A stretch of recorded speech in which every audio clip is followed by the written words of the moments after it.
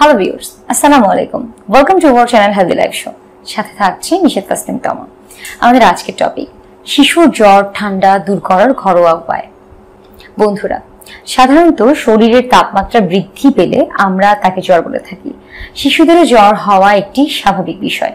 সাধারণত শরীরের অভ্যন্তরীণ কোনো ইনফেকশন দেখা দিলে তখন শরীরের তাপমাত্রা বৃদ্ধি পায়, যাকে বলা হয় জ্বর। জ্বর হলে ছোট বড় সকলেই বেশ দুর্বল হয়ে পড়ে। আর শিশুদের যদি জ্বর দেখা দেয় তাহলে চিন্তার কোনো শেষ নেই।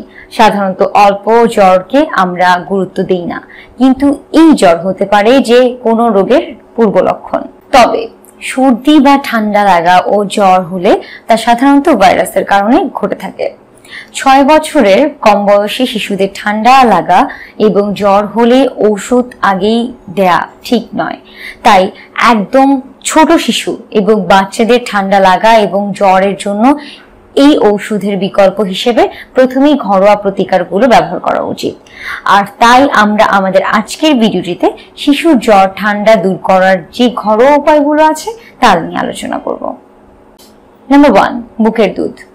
মায়ের বুকের দুধের মধ্যে থাকে অ্যান্টিবডি, যা শিশুর শরীরকে ঠান্ডা লাগা এবং জ্বরের ভাইরাস সহ সকল ধরনের জীবাণুর হাত থেকে প্রতিরোধ করে। এর পাশাপাশি বুকের দুধ আবার শিশুর দেহের হাইড্রেট রাখতে সাহায্য করে।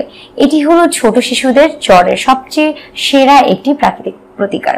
6 মাস বয়সী শিশুদের বুকের দুধ পান করানো ছাড়া অন্য কোনো ওষুধ দেওয়ার প্রয়োজন হবে না। নাম্বার 2, রসুনের পুঁটলি। রসুনের মধ্যে অ্যান্টিভাইরাস এবং অ্যান্টিব্যাকটেরিয়াল বৈশিষ্ট্য থাকায় তা ঠান্ডা লাগা, কাশি এবং জ্বরের জন্য শক্তিশালী প্রতিকার হিসেবে কাজ করে। এই জন্য 2 কোয়া রসুন শুকনো খোলায় ভেজে নিন, এর সাথে জোয়ান নিতে পারেন। এবার এগুলো ভেজে নিয়ে ঠান্ডা হওয়ার পর 1 টুকরো রেশমের কাপড়ের মধ্যে নিয়ে শক্ত করে বেঁধে রাখুন।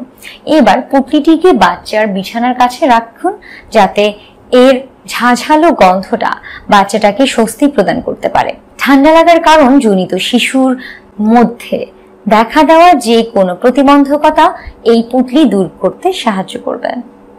নাম্বার 3, শুকনো খোলায় ভাজা হলুদ গুঁড়ো। হলুদের মধ্যে অ্যান্টিভাইরাল এবং অ্যান্টিব্যাকটেরিয়াল বৈশিষ্ট্য থাকায় এটি ঠান্ডা লাগা ও জ্বর প্রতিরোধ করতে পারে। এই জন্য 1 টুকরো শুকনো হলুদ শুকনো খোলায় ভেজে গুঁড়ো করে নিয়ে পানি দিয়ে পেস্ট করে নিন। এবার এই পেস্ট আপনার বাচ্চার নাক বরাবর উপর থেকে নিচ প্রয়োগ করুন। খেয়াল রাখবেন যাতে বাচ্চার নাকের ভেতর যেন এই প্রলেপ না চলে যায়। নাম্বার 4, গাজরের রস। গাজরের মধ্যে থাকা পুষ্টি ও ভিটামিনগুলোর বাচ্চাদের প্রতিরোধ ক্ষমতা বাড়িয়ে তোলে। সদ্য হাঁটতে শেখা বাচ্চাদের ঠান্ডা লাগার ক্ষেত্রে এটি একটি সেরা ঘরোয়া প্রতিকার। এই জন্য তাজা গাজরের রস ঘরের তাপমাত্রায় রাখা পানির সাথে মিশিয়ে 6 মাস বা তার বেশি বয়সী শিশুদের দেয়া যেতে পারে। নাম্বার 5, আলু। শিশুর জ্বর কমাতে পারে আলু। এই জন্য 2টি আলুর পেস্ট তৈরি করে নিন। এবার আলুর পেস্ট শিশুর মোজার ভেতর রেখে দিন। এবার মোজা জোড়া শিশুর পায়ের পরিয়ে রাখুন। দেখবেন কয়েক মিনিটের মধ্যেই শরীরের তাপমাত্রা কমে গেছে। তারপর কয়েক মিনিট পর মোজা খুলে রাখুন। নাম্বার 6, তরল খাবার। জ্বর কমাতে শিশুকে তরল খাবার দিন এবং প্রচুর পরিমাণে পানি পান করান। এছাড়া টক দই, ফলের রস ইত্যাদি দিতে পারেন। এটি শিশুকে হাইড্রেট রাখতে সাহায্য করে এবং শিশুদের জ্বর কমিয়ে শরীর ঠান্ডা রাখতে সাহায্য করে।